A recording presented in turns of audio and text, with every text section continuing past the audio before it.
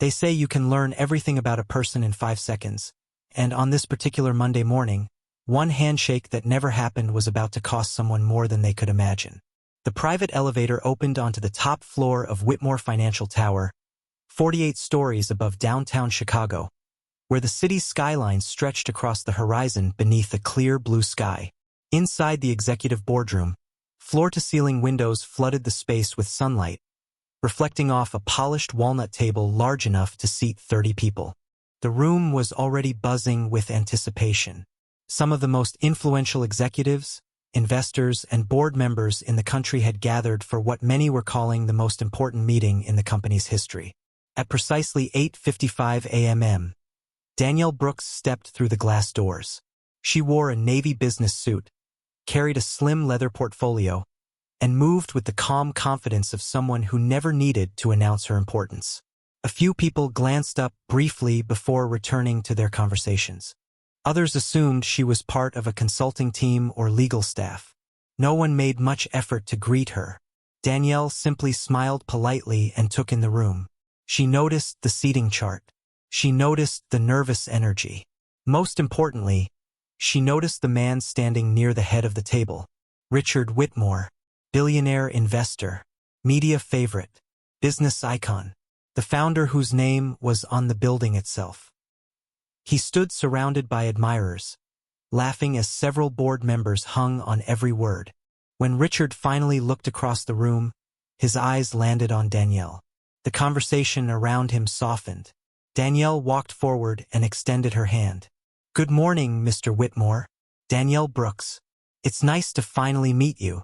For a brief second, the room seemed to pause. Richard looked at her hand. Then he looked at her face. His expression barely changed. Instead of returning the gesture, he adjusted the cuff of his jacket and turned slightly toward the people standing beside him. The handshake remained hanging in the air. A few uncomfortable smiles appeared around the room. Danielle lowered her hand without reacting. Richard offered a thin smile. "We're about to get started," he said casually, as if nothing unusual had happened. Several people nearby exchanged glances. One board member chuckled awkwardly. Another looked away. No one said a word. Danielle simply nodded. "Of course," she replied. Then she moved toward her assigned seat. What happened next was almost more revealing than the refusal itself. The conversations resumed immediately. The room collectively decided to pretend nothing had happened. Some people avoided eye contact with Danielle. Others quietly returned to praising Richard. The message was clear. In this room, Richard Whitmore set the tone. Danielle took her seat near the far end of the table and opened her portfolio. Her face revealed nothing. No anger. No embarrassment. No frustration. If anything, she looked amused. And that calm expression would soon become the most unsettling thing anyone in that boardroom had ever seen. The chairman called the meeting to order exactly at 9 o'clock, and within seconds the massive display screens around the boardroom lit up with charts, forecasts, and growth projections. The atmosphere shifted from casual conversation to high-stakes business. Every person at the table understood that billions of dollars and thousands of jobs could be affected by the decisions made that morning. Richard Whitmore leaned back comfortably in his chair, clearly enjoying the attention. He spoke often, interrupted frequently, and seemed to treat the gathering less like a board meeting and more like a stage built for him alone. Each time he made a comment, several board members nodded immediately. A few even laughed at jokes that were barely funny. Danielle sat quietly, reviewing documents inside her portfolio while listening carefully to every presentation.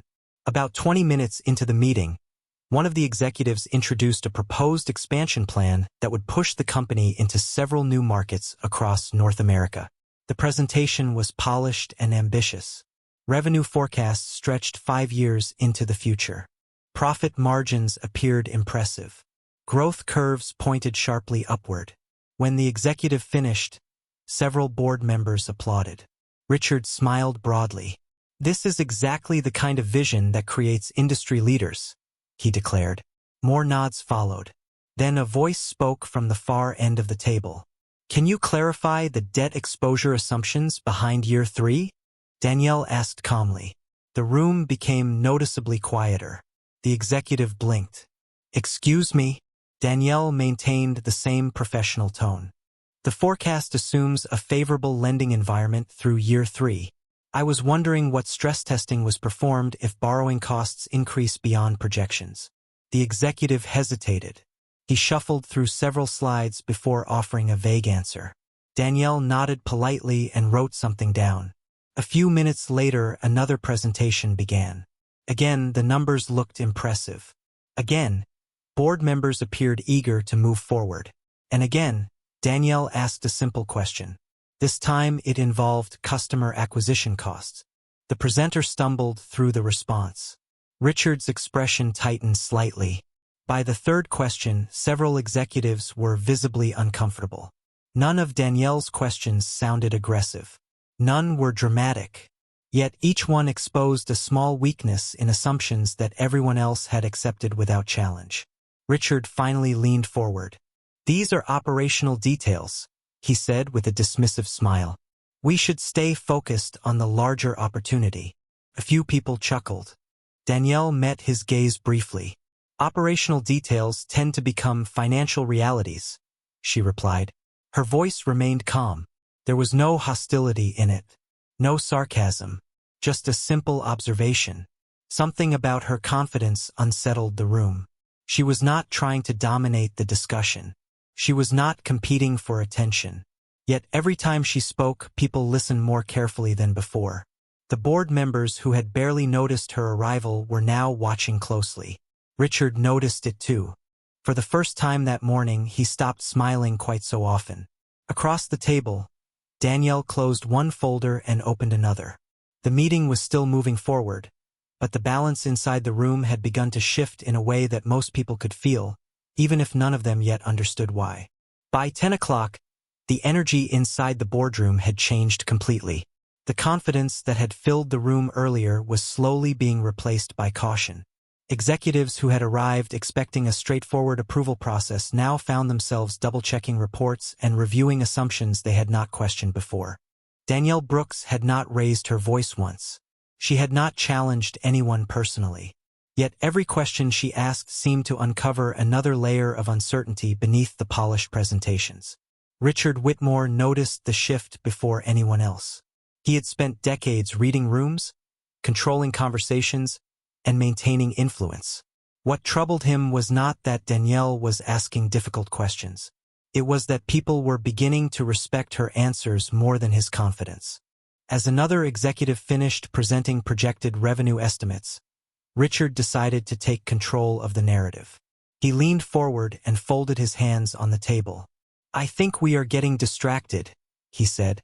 "Successful companies move forward because leaders focus on opportunities instead of obsessing over every possible problem." Several board members nodded immediately. One even smiled and said, "That is why you built an empire, Richard." A few quiet laughs followed. Richard glanced toward Danielle as if expecting the room to follow his lead. Instead, something unexpected happened. One of the independent directors cleared her throat.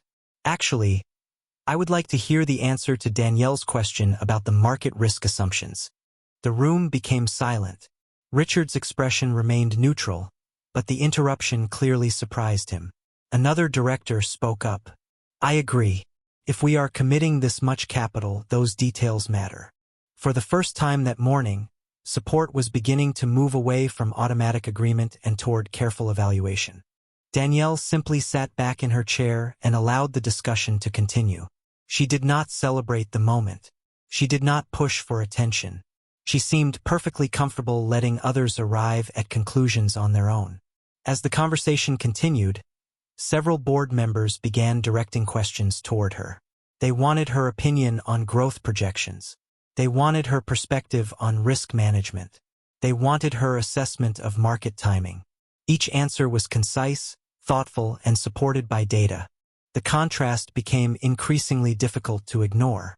Richard relied on certainty. Danielle relied on evidence. One inspired confidence through reputation. The other inspired confidence through expertise. During a short break, small groups formed around the room. Earlier, Most people had gathered near Richard. Now a surprising number found themselves speaking with Danielle. Some introduced themselves for the first time. Others asked where she had previously worked. Danielle answered politely but never offered much personal information. The mystery surrounding her seemed to grow stronger with every conversation. When the meeting resumed, the chairman announced that the discussion would soon move to the final funding structure for the expansion project. Several executives visibly relaxed. They assumed the hardest part of the meeting was over. Danielle looked down at a document inside her portfolio and quietly turned a page. A faint smile appeared for only a second before disappearing. Nobody noticed it.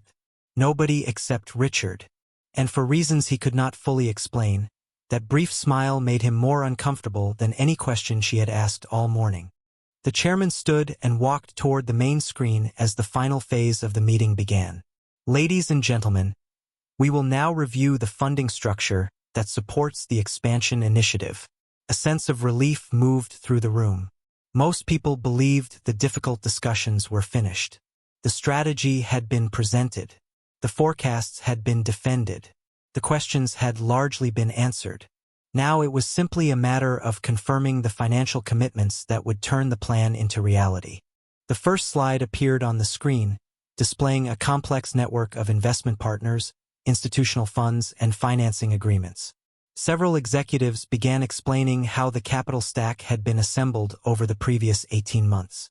Richard Whitmore regained some of his earlier confidence. This was familiar territory. Numbers, deals, influence, relationships, areas where he had spent decades building his reputation. As the presentation continued, he occasionally added comments that reinforced his status as one of the architects behind the project. Board members listened attentively. Some took notes. Others appeared impressed by the scale of the proposed transaction. Nearly $3 billion in committed funding would support expansion into multiple regions, acquisitions, infrastructure improvements, and new technology investments. Everything seemed positioned for success. Then Danielle raised her hand. The room immediately became quiet. Even before she spoke, people sensed that her questions mattered. "I have a question regarding the capital commitment schedule," she said calmly. The chief financial officer looked toward her. "Of course." Danielle glanced briefly at the screen. "Can you clarify which funding source is designated as the anchor commitment for the first deployment phase?" The chief financial officer hesitated. It was only a fraction of a second, but several people noticed. "The documentation is summarized on slide 42, he replied. Danielle nodded. "I reviewed slide 42. My question is specifically about the anchor commitment." Another pause followed. The chief financial officer clicked through several slides. A few executives exchanged nervous glances. Richard folded his arms. "The funding package is secure," he said confidently. "We have spent months validating every component." Danielle turned toward him politely. "I am sure a great deal of work went into it." Her tone remained respectful. "I am simply asking which entity controls the anchor commitment." The room grew still again. The chief financial officer cleared his throat. "That information is confidential under existing agreements." Danielle slowly closed the folder in front of her. Several board members leaned forward. The chairman looked puzzled. "Why is that specific detail important?" he asked. Danielle met his eyes. "Because every timeline presented today depends on that commitment remaining active." Nobody spoke for several seconds. Suddenly, the discussion felt very different. Earlier, people had assumed Danielle was an outsider offering useful observations. Now it felt as though she knew something the rest of the room did not. Richard sensed it too. He could feel attention shifting away from the presentation and toward the woman sitting quietly at the far end of the table. For the first time all morning, uncertainty appeared in his expression. Meanwhile, Danielle remained completely composed. She rested her hands on the table and listened as executives scrambled to explain details that had seemed obvious only minutes earlier. The deeper the conversation went, the clearer it became that the most important piece of the entire deal was also the piece almost nobody in the room truly understood. The chairman looked around the table, sensing that the meeting had reached a point nobody had anticipated.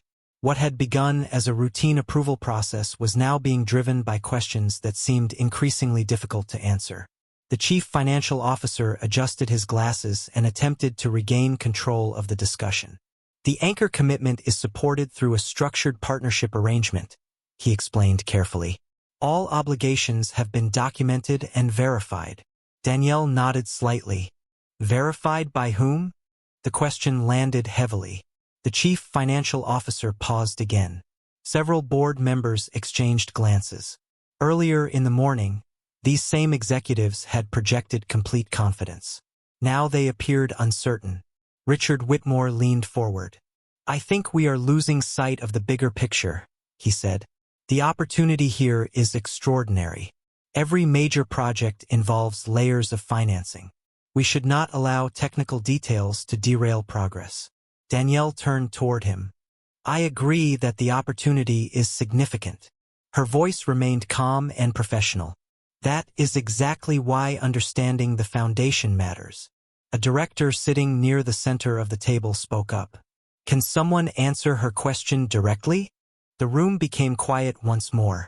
Finally, the chief financial officer clicked to a restricted slide that had not been shown earlier. Several charts appeared. Funding schedules, commitment structures, capital deployment timelines. Danielle studied the screen for only a few seconds. Then she asked another question. If the anchor commitment changes status, what percentage of Phase 1 financing remains available? The chief financial officer looked uncomfortable. Approximately 23%. A ripple of concern moved around the room. One director frowned. Only 23%? Another director looked down at the numbers. That means over 3/4 of the deployment schedule depends on a single commitment. Nobody laughed this time. Nobody dismissed the question. Richard could feel the mood changing. Earlier, people had followed his lead automatically. Now they were challenging assumptions and demanding answers. More importantly, they were listening to Danielle. One board member finally asked the question everyone seemed to be thinking. Who controls the anchor commitment? Silence followed. The chief financial officer looked toward the chairman. The chairman looked toward legal counsel. Legal counsel looked toward the presentation team. Nobody seemed eager to answer. Danielle sat quietly, saying nothing. She did not need to. The silence itself was becoming an answer. Richard studied her carefully. There was something unusual about her confidence. It was not the confidence of someone hoping to win an argument. It was the confidence of someone who already knew the outcome. That realization unsettled him. For the first time all morning, he found himself wondering whether he had underestimated the woman sitting across the table. The chairman finally spoke. Perhaps it would be helpful if we clarified all stakeholder relationships before proceeding. Several directors immediately agreed. The vote that had once seemed certain was now being delayed. Questions were multiplying. Confidence was shrinking. Danielle slowly closed another folder and placed it beside her portfolio. The movement was simple, almost insignificant, yet it caught Richard's attention immediately. He had spent his entire career recognizing leverage when he saw it. And as he watched Danielle calmly organize her documents, a troubling thought entered his mind. What if the most powerful person in the room was not the billionaire whose name was on the building, but the woman everyone had ignored when she first walked through the door? The meeting paused for a 15-minute recess, but very few people actually left the boardroom. Instead, small conversations formed throughout the space. The atmosphere no longer resembled the confident gathering that had existed earlier that morning. Questions were circulating. Assumptions were being reconsidered. More than anything, people wanted to understand Danielle Brooks. Several directors quietly approached members of the executive team. Who exactly is she? One asked. Another director looked through the meeting materials again. There is almost nothing here about her background. The responses were surprisingly vague.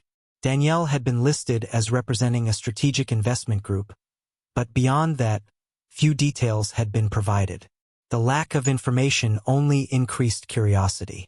Meanwhile, Danielle stood near one of the floor-to-ceiling windows overlooking Chicago.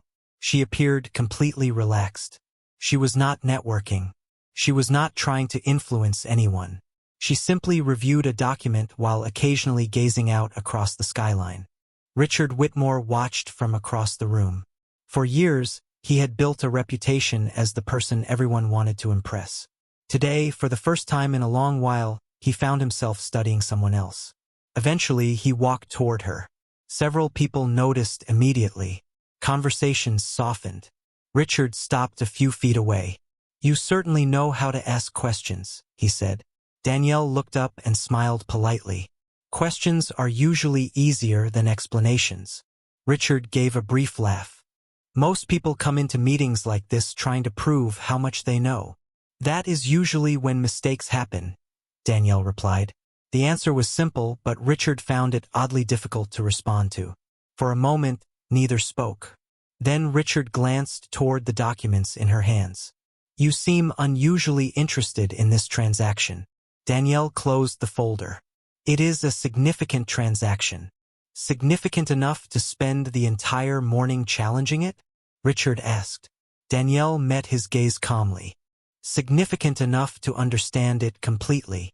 Before Richard could continue, the chairman announced that the meeting would resume. Everyone returned to their seats. The final funding review appeared on the screens once again. This time, however, the board approached the discussion differently. Directors asked more questions. Risk officers requested clarification. Legal counsel reviewed provisions that had previously received little attention. The closer they looked, the more one fact became impossible to ignore. Nearly every major component of the expansion plan depended on a single capital commitment remaining intact. The chairman finally addressed the issue directly. "We have spent nearly an hour discussing this commitment. I believe everyone deserves a clear understanding of its role." Several heads nodded. The chief financial officer took a deep breath. "Without that commitment, the timeline changes substantially." "How substantially?" a director asked. The answer came quietly. "Most likely by years." A murmur spread around the table. Richard's jaw tightened. The room had reached a point where nobody could pretend the issue was minor. Danielle listened without speaking. Then another director asked the question that had been building all morning. Who approved the structure that gave so much influence to one funding source? The chief financial officer looked uncomfortable. The arrangement was negotiated before most current board members joined. "And who negotiated it?" the director pressed. This time, the answer never came. Because at that exact moment, Danielle slowly opened her portfolio and removed a document that caused the chief financial officer's expression to change instantly. The color drained from his face. He recognized it immediately, and judging by his reaction, whatever was written on those pages had the power to change everything. Every eye in the boardroom shifted toward the document in Danielle's hands. The chief financial officer stared at it for several seconds before quickly looking away. But the reaction had already been noticed.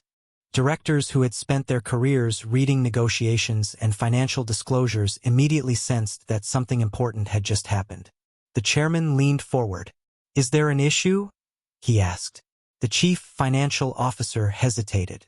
"No issue," he said, although his voice lacked the certainty it had carried earlier in the morning. Danielle remained composed. She did not rush to speak.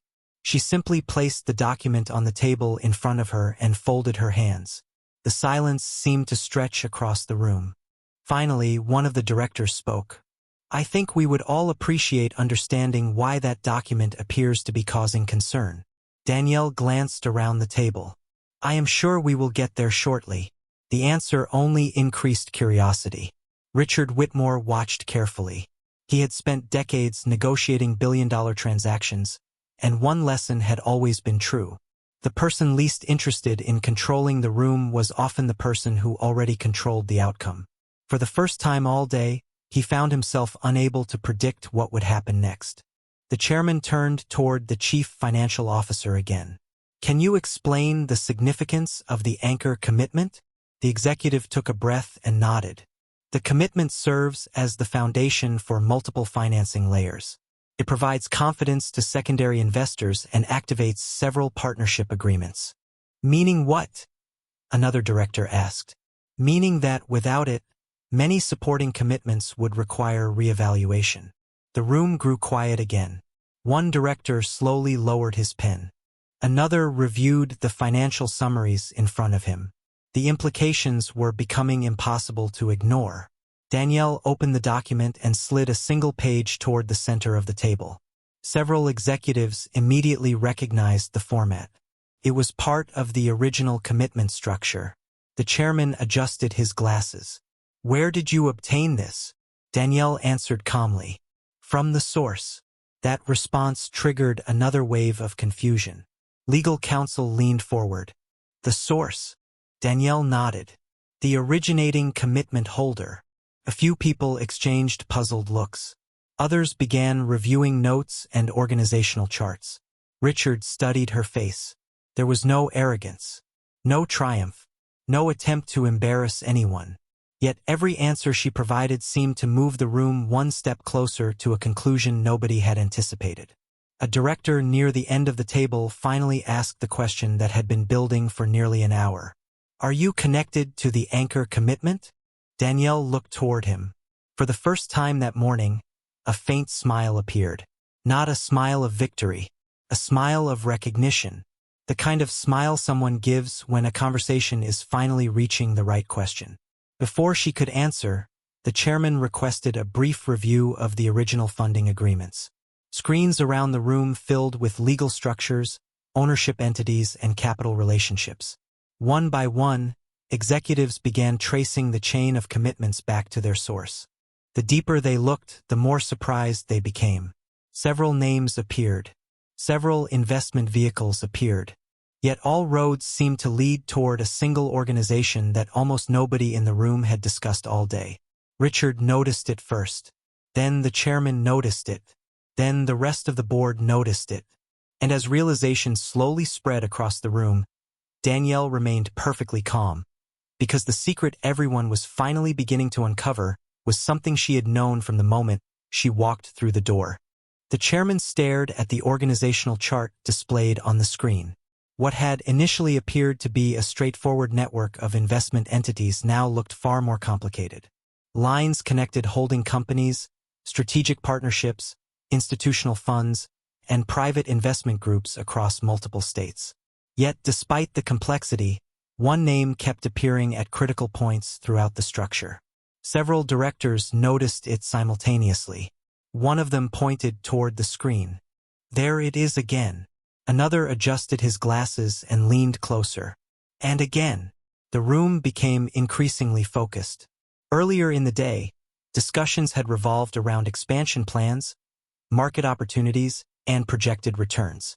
Now the entire board seemed interested in only one thing: identifying the true source of influence behind the funding structure. The chief financial officer clicked through additional documents. Each page revealed another connection, another agreement, another commitment. Yet every path eventually circled back to the same organization.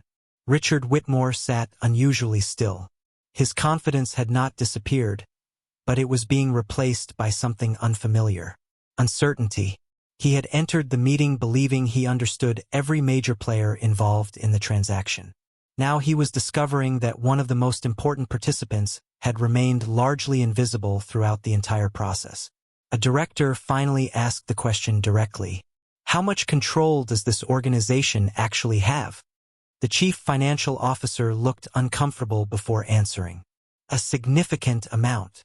Define significant. Another director spoke before he could avoid the question. The executive hesitated. Without their participation, the financing structure would require substantial revision. Several people exchanged concerned looks. The chairman leaned forward. Substantial revision meaning months? The executive swallowed. Potentially longer. Silence settled over the room. Danielle remained composed. She reviewed a document while the board processed the implications. She was no longer asking questions. She did not need to. The information was now creating its own momentum. One director turned toward her. You seem very familiar with these agreements. Danielle looked up. I have spent considerable time reviewing them. More than reviewing them, apparently, another director observed. A few quiet smiles appeared around the table. Not mocking smiles, curious smiles.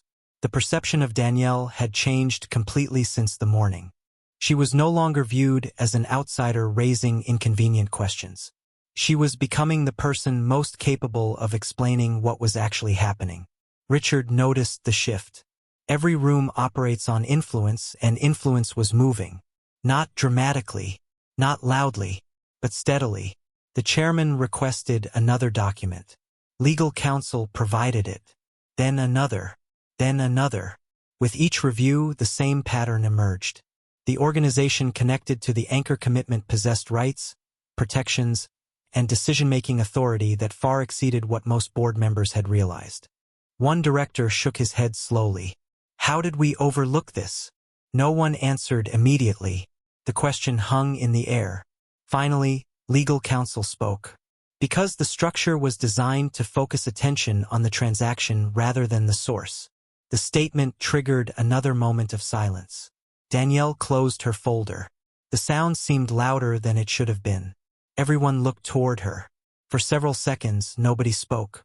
Then the chairman asked the question that would change the direction of the entire meeting. Ms. Brooks, what exactly is your relationship with the organization that controls the anchor commitment? Danielle folded her hands calmly on the table. Around her, executives, directors, attorneys, and advisors waited for the answer. Across the room, Richard watched closely. And for the first time since the meeting began, it became clear that the next words Danielle spoke might determine the future of the entire project. Danielle looked around the boardroom before answering. The silence was so complete that even the faint hum of the building's ventilation system seemed unusually loud. Every executive, director, and advisor was waiting. The chairman repeated the question. Ms. Brooks, what exactly is your relationship with the organization that controls the anchor commitment? Danielle folded the document in front of her and spoke in the same calm tone she had used throughout the meeting. I am the Chief Executive Officer. For a moment, nobody reacted. The words were simple, yet it took several seconds for their meaning to fully register. Then the room changed. Several directors looked back at the screen. Others immediately reviewed the documents spread across the table. The chief financial officer lowered his eyes. Legal counsel sat motionless. The organization they had spent the past hour tracing through layers of agreements and commitments was not merely connected to Danielle. She led it. The chairman blinked twice. You are the chief executive officer of the anchor institution? Danielle nodded. Yes. Another director looked stunned. The same institution providing the primary capital commitment? Yes, Danielle replied. Richard Whitmore remained silent. Earlier that morning, he had assumed Danielle was a consultant, an advisor, perhaps a representative from a secondary investment partner. At no point had he imagined she was leading the organization sitting at the center of the entire financing structure. The chairman leaned back slowly. Why was this not disclosed more clearly? Danielle answered without hesitation. It was disclosed. It appears very few people paid attention to the details. No one challenged the statement because everyone knew it was true. The information had existed in the background documents. The problem was that most participants had assumed they already understood the room before the meeting even started. One director quietly shook his head. This changes everything. Danielle did not respond. She did not appear interested in celebrating the moment. She simply allowed the facts to speak for themselves. Another director reviewed the financial summaries again. To be clear, your institution controls the commitment that activates most of the financing package? Correct. And your organization represents approximately $3 billion of capital participation? Danielle nodded once. The room fell silent again. This silence felt different from the earlier ones. Earlier, people were confused. Now they were recalculating. Every assumption they had made about influence, authority, and leverage inside the boardroom was being rewritten in real time. Richard finally spoke. Why did you not mention this at the beginning? Several people turned toward him. Danielle looked directly at him for the first time in several minutes. No one asked. The answer landed harder than anyone expected. Richard said nothing. He remembered the moment she entered the room. He remembered the extended hand. He remembered choosing not to shake it. Around the table, others remembered it too. The memory now carried a completely different weight. Danielle opened another folder and placed several pages on the table. "My purpose here today was never to impress anyone," she said. "My responsibility was to evaluate whether this project met the standards required for continued participation." As those words settled over the room, the directors began to understand something even more important than Danielle's title. She was not there seeking approval. She was there deciding whether to give it. The realization settled over the room slowly, but its impact was immediate. Directors who had spent the morning evaluating Danielle were now reevaluating themselves. Every interaction, every assumption, every overlooked detail suddenly carried new significance. The chairman looked down at the financial summaries spread across the table and then back at Danielle. "So the continuation of this funding depends on your institution's final approval?" Danielle nodded. "That is correct." No one spoke for several moments. The balance of power inside the room had shifted completely. Earlier, executives had presented projections with confidence, assuming the financing package was secure. Now they understood that the most important decision had not yet been made. Richard Whitmore sat quietly, his attention fixed on Danielle.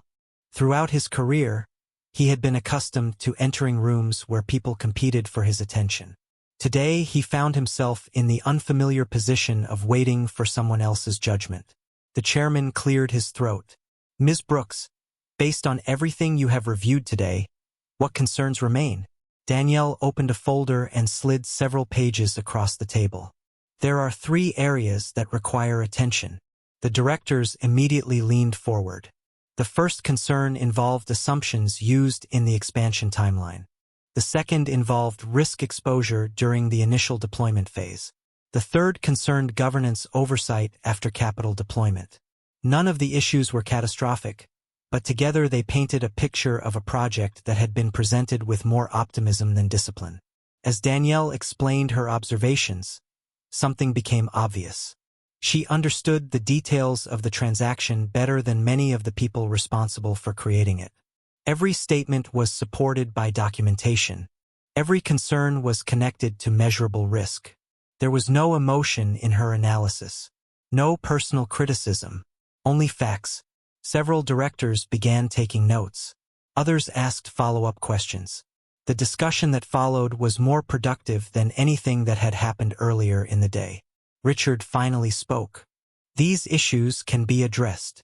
Danielle looked toward him. "I believe they can." "Then there is no reason to jeopardize the opportunity," he replied. Danielle considered the statement. Opportunities succeed when discipline comes before enthusiasm. The room fell quiet again. No one disagreed. One director nodded slowly. "That might be the most important thing said all day." A few others quietly agreed. The chairman reviewed the recommendations in front of him. "If these concerns are addressed, would your institution remain supportive?" Danielle closed the folder. Support has never been the issue. Several people exchanged puzzled looks. The chairman frowned slightly. "What do you mean?" Danielle folded her hands. "My institution entered this process expecting to support growth. What we needed to evaluate was leadership." The statement landed heavily. Suddenly, the conversation was no longer just about projections, financing structures, or expansion plans. It was about judgment. It was about professionalism. It was about the way decisions were made when people believed no consequences existed. Across the table, Richard felt the weight of those words. He remembered the beginning of the day, the extended hand, the dismissal, the laughter that followed. For the first time since the meeting began, he realized that the most important evaluation taking place that morning might never have appeared on a single presentation slide. The chairman remained silent for several seconds after Danielle's last statement. Around the table, directors exchanged thoughtful looks. The atmosphere had changed from negotiation to reflection. Earlier in the day, everyone had focused on financial projections and market opportunities. Now a different subject sat at the center of the room. Leadership, judgment, character. Danielle allowed the silence to linger before opening one final folder. Inside were evaluation notes prepared by her institution during the review process. Our investment committee reviews more than numbers, she explained. Capital follows leadership. Leadership determines outcomes. Several directors nodded. They understood the principle immediately. Markets rise and fall. Forecasts change. Conditions shift. Strong leadership survives those changes. Weak leadership magnifies them. Danielle continued. When evaluating opportunities, we assess how organizations handle pressure, disagreement, uncertainty, and accountability. The chairman glanced toward the board members. That seems reasonable. It is essential, Danielle replied. She slid several pages across the table. The documents outlined concerns regarding decision-making processes, executive oversight, and communication culture. None of the findings involved fraud or misconduct. The concerns were more subtle than that. They involved patterns, small decisions, small behaviors, small moments that revealed larger truths. Richard listened carefully. Something about the discussion felt increasingly personal, even though Danielle had not mentioned him directly. She never accused anyone. She never criticized anyone by name. Yet every example seemed connected to what had happened throughout the meeting itself. One director reviewed the documents and frowned. You are saying these issues influenced the investment committee's confidence? Danielle nodded. Yes. Another director looked surprised. Even though the financial opportunity remains attractive, especially because the opportunity is attractive, Danielle answered. The larger the investment, the more important leadership becomes. Her response resonated with several people around the table. They had all seen projects succeed or fail because of people rather than numbers. Richard finally leaned forward. If your concerns are addressed, what happens next? Danielle looked toward him. That depends on whether the concerns can actually be addressed. The answer was respectful, but it carried weight. For the first time all day, uncertainty appeared openly on Richard's face. He was accustomed to influencing outcomes. He was not accustomed to waiting for them. One of the directors turned toward Danielle. Have you already reached a decision? The room immediately became still. Even the chairman seemed reluctant to interrupt. Danielle considered the question carefully. A preliminary decision, yes? Several executives shifted uneasily in their seats. The chief financial officer lowered his eyes toward the table. The chairman spoke cautiously. And what factors influenced that decision? Danielle closed the folder. Everything I observed before the meeting, everything I reviewed during the meeting, and everything I experienced after entering this room. No names were mentioned. No accusations were made. Yet every person present understood the significance of those words. The room suddenly felt smaller. Earlier that morning, actions had seemed insignificant. A gesture ignored. A greeting dismissed. A few people laughing. Minor moments. Forgettable moments. Now those same moments carried consequences far larger than anyone had imagined. Danielle looked around the table one final time. The question before my institution is no longer whether this project can succeed, she said calmly. The question is whether the people leading it deserve our confidence. And as those words settled over the room, nobody seemed eager to answer. No one answered Danielle's question because no one could. The boardroom that had begun the morning filled with confidence now felt heavy with reflection. The chairman slowly removed his glasses and placed them on the table. Several directors reviewed the evaluation documents again. The findings were not devastating. In many ways, that made them harder to dismiss. They described attitudes rather than scandals, patterns rather than isolated mistakes, assumptions rather than violations. Yet every experienced leader in the room understood the danger of small problems that people refused to acknowledge. Danielle remained calm as the discussion continued around her. She was not trying to persuade anyone. The facts had already done that. One director finally spoke. If your institution loses confidence in leadership, what options are available under the agreement? Legal counsel immediately looked toward the relevant documents. Before he could answer, Danielle opened a folder and slid a single page toward the chairman. The chairman read it carefully. His expression changed. Then he passed it to the directors seated beside him. One by one, they reviewed the page.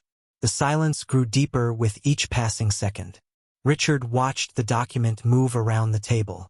He did not need to see the text to understand its significance. Whatever was written there had everyone's complete attention. Finally, the chairman looked up.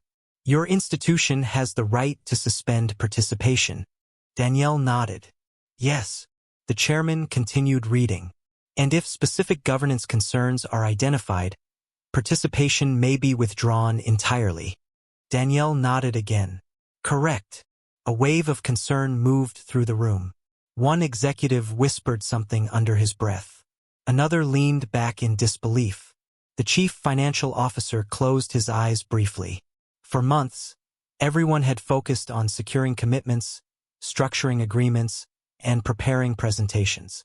Very few had paid attention to the possibility that the commitment itself could disappear. A director broke the silence. "If that happens, what is the impact?" The answer came from the chief financial officer. His voice sounded noticeably different than it had earlier in the day. "The expansion plan would require a complete restructuring." "How long would that take?" another director asked. "Possibly years." The room fell silent again. Richard stared at the table. For the first time all day, he appeared genuinely unsettled. The numbers were impossible to ignore. Billions of dollars, years of planning, countless hours of preparation, all connected to a decision that now rested with the woman many people had underestimated when she entered the room. Danielle looked around the table. "My institution does not make decisions emotionally," she said calmly. "We make decisions based on trust, judgment, and long-term confidence." No one interrupted. When confidence grows, capital follows. When confidence declines, capital becomes difficult to justify. The statement was neither a threat nor a warning. It was simply reality. The chairman nodded slowly. He understood. So did everyone else. After a long pause, he asked the question that everyone had been avoiding. "Ms. Brooks, has your institution reached a final decision regarding participation?" Danielle looked toward him. Then she glanced briefly around the room. Her expression remained composed. "Yes," she said quietly. "We have." The answer immediately changed the atmosphere. Every person at the table sat a little straighter. Every eye focused on Danielle. Because after hours of questions, revelations, and uncomfortable truths, the future of the entire project now depended on the next words that came out of her mouth. Every person in the boardroom seemed to stop breathing at the same time. Danielle looked around the table one final time before speaking. There was no anger in her expression, no satisfaction, no desire to embarrass anyone. The decision had already been made long before this moment. "After completing our review," she said calmly, "my institution has decided to withdraw participation from the project in its current form." The words landed with extraordinary force. Several executives lowered their heads. One director closed his eyes. The chief financial officer looked as though he had been expecting the answer and still could not believe it. The chairman sat motionless. No one interrupted. No one argued. The facts were too clear. The consequences were too significant. Danielle continued. "This decision was not based on a single conversation, a single meeting, or a single individual. It was based on our responsibility to protect the long-term interests of our investors." The explanation was professional, measured, and impossible to dismiss. Around the table, directors slowly began reviewing what would happen next. Timelines would need revision. Agreements would require renegotiation. Expansion plans would be delayed. New financing sources would need to be identified. Years of work had suddenly become uncertain. Richard Whitmore finally spoke. His voice was quieter than it had been all day. "Is there anything that could change the decision?" Danielle looked at him for several seconds. The room waited. "Trust can be rebuilt," she said. "Confidence can be restored. Leadership can improve. But those things require time and consistent action. Richard nodded slowly. For the first time that day, he seemed less concerned with the project than with the lesson behind it. The chairman stood and extended his hand toward Danielle. Whether we agree with the outcome or not, I appreciate your honesty and professionalism. Danielle stood as well and shook his hand. The gesture was simple, yet everyone noticed it. Respect offered. Respect returned. Several directors rose from their seats. Others thanked her for her candor. The atmosphere that followed felt completely different from the one that had greeted her arrival that morning. Danielle gathered her documents and placed them neatly into her portfolio. As she prepared to leave, Richard stepped forward. The room became quiet again. For a brief moment, nobody knew what he intended to say. Then he extended his hand. Danielle looked at it. The same gesture, the same room, the same two people. Yet everything had changed. After a short pause, she accepted the handshake. Richard met her eyes. I misjudged you, he said simply. Danielle nodded. That happens. There was no lecture, no humiliation, no attempt to settle a score. The lesson did not need to be explained because everyone in the room had already lived through it. Danielle turned and walked toward the exit. Before reaching the door, she paused and looked back. The most valuable asset in any organization is not capital, she said. It is the ability to recognize value in people before circumstances force you to. Then she left. The boardroom remained silent long after the door closed behind her. The project would eventually find a path forward. New plans would be created. New opportunities would emerge. But everyone who had been in that room would remember the same lesson. Respect costs nothing. Underestimating someone can cost far more than anyone expects.